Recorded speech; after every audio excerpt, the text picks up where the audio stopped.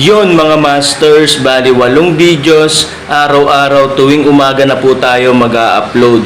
Maraming salamat sa mga solid kong masters dyan na patuloy pa rin na sumusuporta sa aking mga ina-upload na kwento o videos. At sa mga hindi nag-skip, maraming salamat po sa inyong lahat. At mag-iingat po kayo palagi and God bless. Magandang gabi mga masters, bali ngayon po ay 8 videos po ma-upload ko po sa aking YouTube channel. Tama nga mga masters, 8 videos nga po ma-upload ko. Yon, what's up mga masters? Nandito na naman tayo sa panibagong araw, panibagong kabanata na naman ang pagsasama-samahan natin ngayon guys.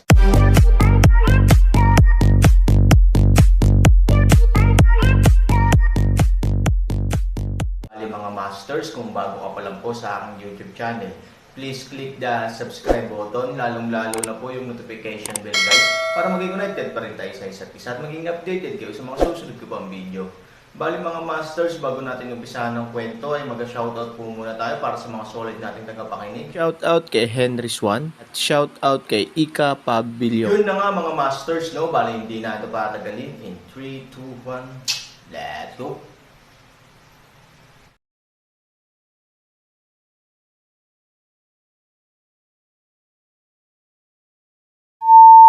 Sa pulang ilaw, kahit na ang masamang espiritu ay mas matatag, ito ay napakalakas pa rin, patuloy na umuubos ng kanyang enerhiya.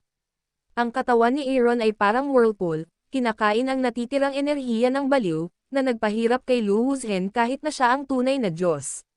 Gayunpaman, tulad ng sinabi ni Ashi, kahit na si Lu Wuzhen ay pagod, hindi siya gumawa ng anumang pagsisikap. Ngayon, dalawa na lang ang tunay na Diyos. To be frank, pinipigilan nilang lahat ang isa't isa. Kung mayroong anumang sitwasyon sa isang panig, magkakaroon ng kapahamakan sa kabilang panig. Sa huling pagsusuri, ang Aaron ay isang piraso lamang upang matulungan ang pamilyang Lu sa paningin ni Lu Wuzhen. Naturally, hindi ipinapayong saktan ang ugat para sa piraso. Ngunit din sa oras na ito, biglang narinig ang isang kaguluhan sa ibaba, ang mga alagad sa tuktok ng asol na bundok ay nakaharap sa kaaway, bawat isa na may hawak na armas, gumawa ng defensive posture.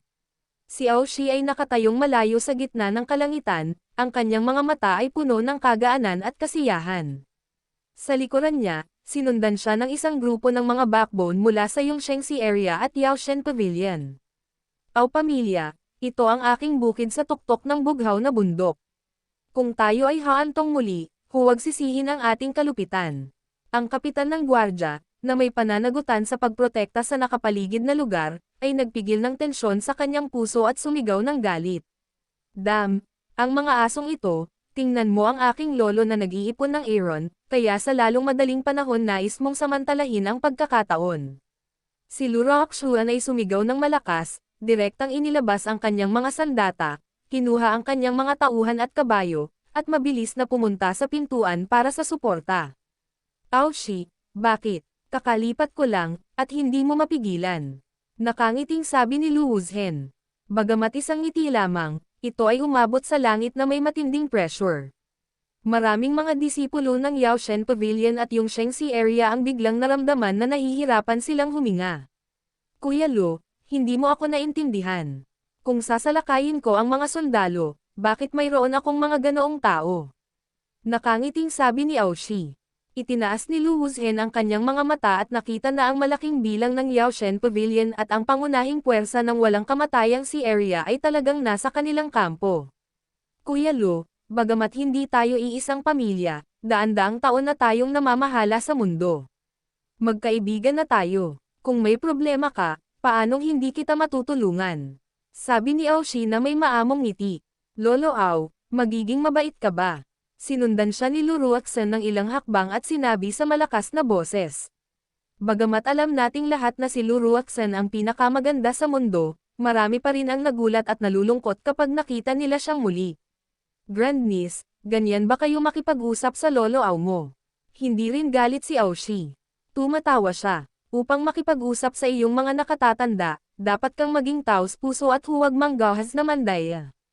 Kaya naisip ni Zener na ito ang pinakamalaking paggalang kay Lolo Ao. Si Aoshi Yileng ay tumingin kay Lu Roakshan, ngunit puno siya ng pagmamahal. Direkta siyang nagsasalita sa kaibuturan, at laging naroon ang kanyang katotohanan. Talagang matalino si Bing Zuming, ikaw babae, mayroon kang matatalas na ngipin at matalas na bibig. Well, since that's the case, hindi nagtatago si Lolo Au. This time nandito ako para tulungan ang lolo mo na gamutin ang Aaron. Walang kasinungalingan. I'll guarantee in the name of the Au family. Nang marinig ito, natigilan ang pamilya ni Lo. Pumunta talaga dito si Au Shi para tumulong. Parang hindi ka panipaniwala. Grandfather Au guarantees in his own name. Naturally, walang maglalakas loob na magkaroon ng kahit na katiting na pagdududa. Pero ang Aaron at yung Shengxi ay parang galit lang, walang pagmamahal, pero gusto siyang iligtas ni Lolo Au. Mukhang mahirap kumbansihin. Malamig na boses ni Luruaxen. Malinaw na imposibleng gamitin ang dahilan na ito para linlanggan si Luruaxen, isang taong may mataas na IQ. Sinalakay ng batang ito ang aking walang hanggang si area. Sigurado akong libu-libong beses ko siyang puputulan. Gayunpaman, maswerte siyang nanalo sa iyong pabor, kaya ayaw kong mag-imbestiga ng labis. Hindi ako natatakot na sabihin ikaw ang tunay na dahilan kung bakit ako pumunta sa kanya para iligtas ang Aaron's cake. Ang pamilya ko ng Au at ang pamilya mo ay maglalaban hanggang dulo, sabi ni Au Shi sa malambing na boses. Kahit na ang kanyang mga salita ay napakagaan, ang kanyang tono ay hindi dapat pagdudahan. Hindi ito masyadong naiintindihan ni Luruaxen, ngunit alam na alam ito ni Lu Wuzhen. Nakipaglaban sila sa dalawang tao sa likod ng Aaron sa kalangitan. Kung gusto nila ng Aaron, gusto nila ang dalawang master. Ikaw at ako ay nagtutulungan para iligtas siya. Kung madyay gising siya, sino ang pipiliin niya? Magkalaban tayo ng patas. Kung mamatay siya, patas din kayo at ako. Kuya Lu, ano sa tingin mo? Kumpiyansa nang umiti si Au Shi. Naniniwala siya na sasang-ayon si Lu Wuzhen sa pahayag na ito, dahil hindi lamang nito mapapawi ang kanyang kasalukuyang mga pagdududa, kundi maging ang tanging pagpipilian niya. Napaisip lang si Lu Wuzhen, sa sumunod na segundo ay tumanggo siya, okay, Kuya Au, may kapatid na Au. Sa sandaling bumagsak ang boses, lumilipad na si Au Shi, at ang isang piraso ng ginto ay maaaring direktang pumasok sa katawan ni Aaron sa pulang ilaw. At sa madilim na espasyong ito, si Han Sanchen ay humihilik sa buong lugar, at ang natutulog ay matamis at masarap. Bagamat nakaupo ang espiritu ng Magic Dragon, halatang hindi siya nakahinga ng maayos, at bahagyang nakatagilid ang kanyang figure. Ako damo, hindi kita matiis, asong babae, bigyan mo ako lousy upang tumayo. Panipi, biglang, sa tahimik at mapayapang madilim na espasyo, ang Magic Dragon ay tumayo at sumigaw sa Aaron. Aaron hilik tumigil, mata bahagyang casual na paraan, bakit, para saan? Ang espiritu ng Magic Dragon ay hindi nagmumula sa isang lugar.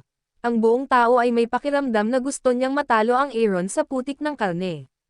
Hindi niya alam kung gaano nakatagal ang paghaharap. Habang mas nakakaharap ang Magic Dragon, mas irritable siya. Pagtingin kay Aaron, na natutulog doon, mas lalo siyang nagalit. Ang paghaharap ay nangangahulugan na ang dalawang tao ay maaaring mamatay dito. Nabuhay siya ng daan-daang libong taon. Habang tumatagal, hindi niya maiwasang magalit.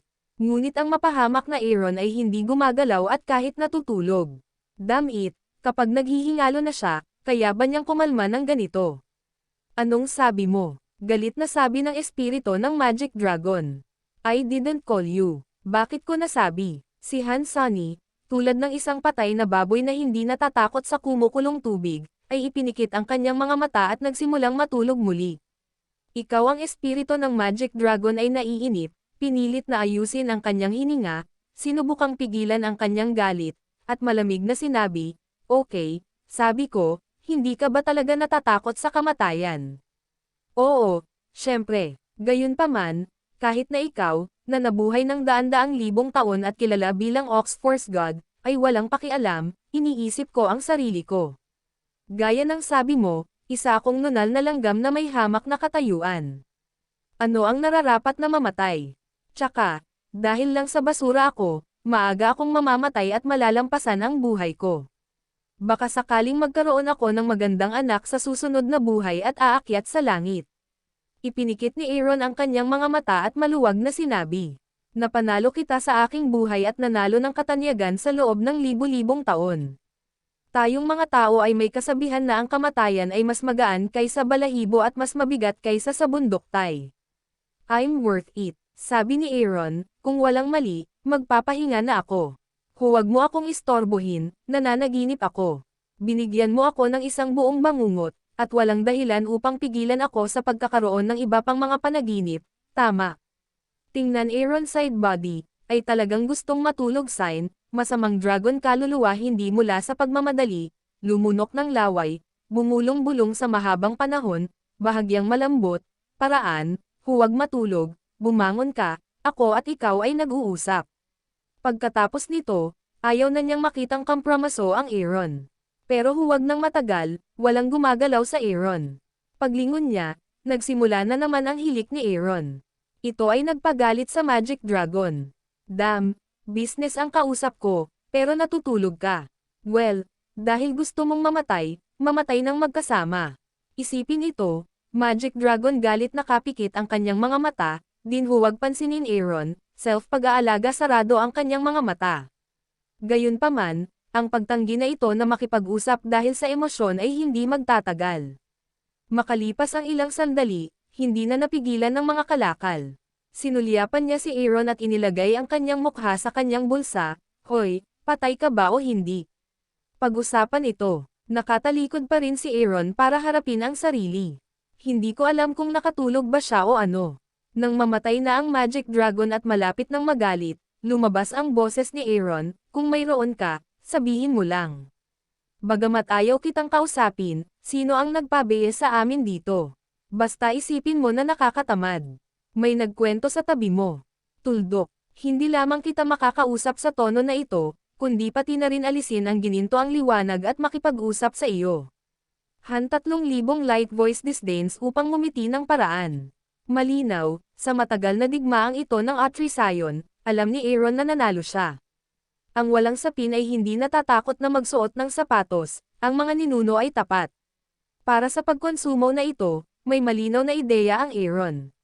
Napakaraming bagay ang nagawa ng Magic Dragon na handa niyang isuko ang kanyang katawan at sipsipin sa kanyang katawan. Ito ay nagpapakita na ang kanyang katawan ay lubhang kaakit-akit sa kanya, at ang tukso ay sapat na dahil ang Magic Dragon ay determinadong mangibabaw. Paanong ang isang lalaking may ganoong determinasyon ay handang mamatay dito? Kaya mula sa simula ng paghaharap, ang Aaron ay puno ng kumpiyansa, nakaka-relax at ganap na walang malasakit. Sa teorya ng laro, kung nagmamadali ka para sa kaganhawahan, kung hindi ka nagmamadali, ang kabilang partido ay nagmamadali. Kung sino ang may unang pagkakataon ay magkakaroon ng kalamangan. Patay na ako, at ayaw mong lumabas. Sinabi ni Aaron, talagang walang takot na tingin, dahil gusto mong mabuhay ng sobra, tama ba ako? Ang espiritu ng Magic Dragon ay hindi sumagot, ngunit ang kanyang mga mata ay naipaliwanag na ang lahat, na puno ng pagnanais para sa buhay, hindi gustong mamatay. Kung maaari mong alisin ang proteksyon ng gintong katawan, ipinapangako ko sa iyo na pagkatapos kong sakupin ang iyong katawan, tutulungan kitang makahanap ng isang mas mahusay na katawan at gawin kang isang bagong tao. Sa hinaharap, kung mayroon kang anumang mga paghihirap, maaari akong tumulong ikaw, okay? Tanong ng espiritu ng dragon. Umiling si Aaron na may paghamak, matagal ka ng boss, at parang gusto mong maging superior. Magic Dragon, sa tingin mo ba ako ay tanga, o sa tingin mo ay matalino ka? O you humorous? Ako, hindi ikaw, ang may initiative. Sabi ni Aaron na may malamig na ngiti. Makakapatay lang ng tao ang Magic Dragon ko, hindi nakakaligtas ng tao. Walang pangalawang tao sa mundo na kayang hayaang buhayin siya ng Magic Dragon ko. Hindi ka ba kontento? Ang Magic Dragon ay galit na uminom, ngunit ang Aaron ay walang kahit kaunting reaksyon, biglang nawala ang kanyang init. Okay, sabi mo, ano ang gusto mo? Lalabas ako, tapos dito ka na lang, at kapag tama na ang katawan mo, ilalabas kita, okay. Tumawa si Aaron. Panaginip. Galit na agad na sinaway ng Magic Dragon, shit, this is my body. Hindi ba normal na lumabas ako? Nanaginip pa ba ako? Ang Aaron ay hindi nasisiyahan at nagagalit, kapag lumabas ka, sino ang nakakaalam kung bitag mo ako dito magpakailanman? Sa tingin mo ba ako ay isang tanga? Ako ay nabuhay ng daan-daang libong taon, at ako ay maloloko ng ikaw bilang unggoy. Magic Dragon Cold Voice Way, tapos akala mo hindi ko sinabi. Umiling si Aaron at muling ipinikit ang kanyang mga mata. Hindi nagsalita ang Magic Dragon, at agad na nasira ang dalawang panig. Pagkaraan ng mahabang panahon, tingnan muli ang Aaron na humilik, ang Magic Dragon ay hindi nakaimik, wala nang ibang talakayan. Hindi. Tugon, shit, damn mole ant. Paano mo magagawa ang mga bagay na napakasama? Ang Magic Dragon ay hindi makapaghintay para sa isang tugon, sampilan ang isang sumbatan, ngunit ang Aaron ay hindi lamang hindi pinabulaanan, ngunit ang pagtulog ay tila mas mabango, well, maaari kitang palabesin. Ang Magic Dragon ay hindi makapagsalita. Wala na talaga siyang lakas para makasama ang bastos na ito. Nang marinig ito, tumigil ang hilik ni Aaron, pero may isang kondisyon ako, kung hindi ka pumayag, walang silbi kahit na hari ng langit. Ipaglalaban kita hanggang dulo. Sabihin mo at makikinig ako. Tumalikod si Aaron at humikab. Magic Dragon ayusin ang paghinga. Ang buong tao ay walang magawa, at napaka-depressed. Malinaw naman Aaron ay pinilit sa kanya sa ilalim na linya, pondered para sa isang sandali, siya lamang ng kaunti hindi nasisiyahan sa pagbubukas. Yun na nga mga masters, no? Bali panibagong kabanata na naman yung natapos natin ngayong gabi. Muli, maraming salamat po.